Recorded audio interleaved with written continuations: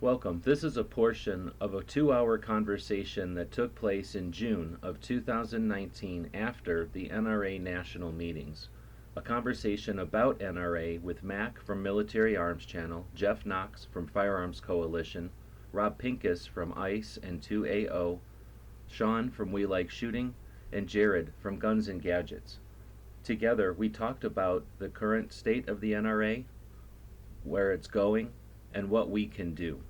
Links to each of the participants and the full 2 hour conversation are available below. Add something here? I was going to actually ask Jeff maybe to jump in and give us the perspective from the very inside view that he had of really what happened in 1996, 97, because I think that's really what has set up where we are now. Granted, the 77 revolt had some major changes and created some structural differences, but it was really the installment of the Wayne LaPierre regime and the relationship from Ackerman McQueen that really, I think, derailed the NRA even as a lobbying group strategically long time ago when they turned into a fundraising group to a small niche of American gun owners. You know, the conservative politics issues, the overlap with social identity politics that have really very little to do with Second Amendment and have offended and ostracized so many people in the community.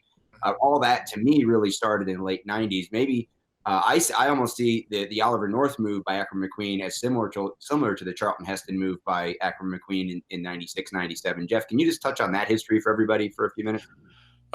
Sure. For those who don't know, Dad was a leader of the movement in 77 and was the floor leader. He introduced all of the bylaw amendments and so forth on the floor at Cincinnati. And one of the things that they were trying to do, they tried to remove the board of directors at that time, or a good number of the board of directors, but the lawyers stood up and said that they couldn't do that. And then over the next several years, both sides were sort of undoing what happened at Cincinnati, because one side was trying to block the counter-revolution, and the other side was the counter-revolution and was trying to keep them from doing, from getting any further.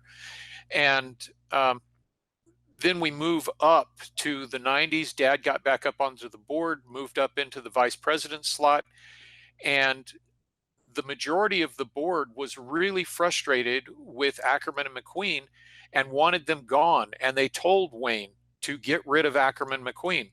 And Wayne drug his feet, didn't do anything.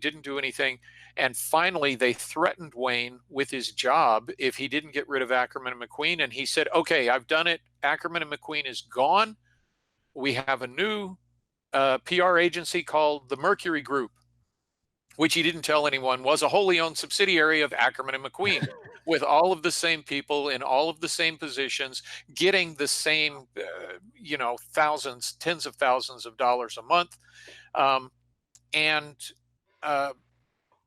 That led up to a real loggerheads battle at the 1997 winter board meeting. And what Wayne and his crew did, and actually John Milius, the guy who wrote the line, "Do you feel lucky, punk?" Was a member of the board of directors, and he bragged about this in 2005 in a Washington Post interview and said, "We were playing hardball politics. In other words, I didn't speak the truth for weeks. We got one of the Knox guys, took him out to dinner, got him liquored up and fine cigars, and we convinced him that Wayne was willing to step down with the right golden parachute. And we brokered this deal with him." So he goes back. This is the night before the board meeting. He goes back. He tells everybody that he's fixed it, that he's found a solution, that Wayne's going to resign, that they've got it all settled out. And Wayne walks into the board meeting and says, "I'm shocked, I say, that these Knox people would try and bribe me, that they would try and use bribery and extortion to push me out of my responsibility, and I'm not going to do it. I'm going to stand firm." And it was just enough to keep him in power through that board meeting. They were ready to fire him at that board meeting in 97. It was just enough to let him survive that board meeting.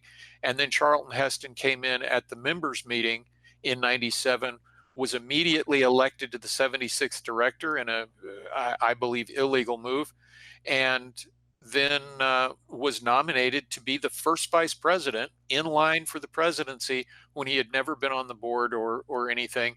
He won that vote against Dad by 4 votes, and Heston became the vice president, got on an airplane and went to a radio interview where he said that AK-47s are inappropriate for civilian ownership. Yep.